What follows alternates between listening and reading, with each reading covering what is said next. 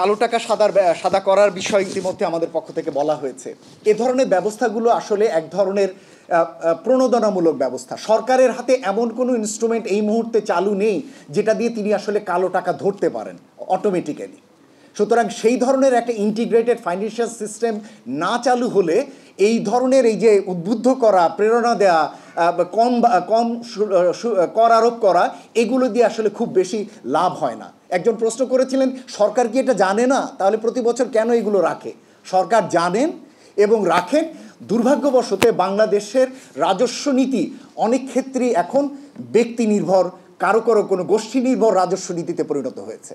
সুতরাং সেই জায়গাগুলো কিন্তু আমাদের এই সামগ্রিক এই রাজস্ব আদায় এবং রাজস্ব সংস্কৃত যে সংস্কার, সেগুলোতে বড়ভাবে আঘাত ফেলে। সুতরাং সেই ধরনের জায়গাগুলোতে এই বর্তমান সরকার ইলেকশন ম্যানিফেস্টোতে যে ধরনের কথাবার্তা বলেছিলেন তার আসলে খুব কমই আমরা এবারের বাজেট বক্তৃতায়, মাননীয় অর্থমন্ত্রী বাজেট বক্তৃতায় আমরা সেটার রিফ্লেকশন দেখেছি।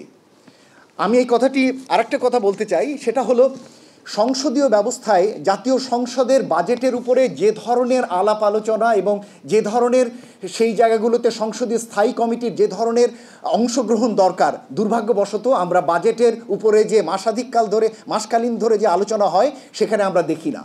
আমরা মনে করি যে যেহেতু বাজেট উপস্থাপিত হয়েছে, প্রত্যেকটি সংসদীয় স্থায়ী কমিটির সংশ্লিষ্ট মন্ত্রণালয় সংক্রান্ত বাজেটের উপরে তারা তাদের মূল্যায়ন করে এটি যাতে বাজেট বক্তৃতাকালে তারা যাতে জাতীয় সংসদে এটি উপস্থাপন করে।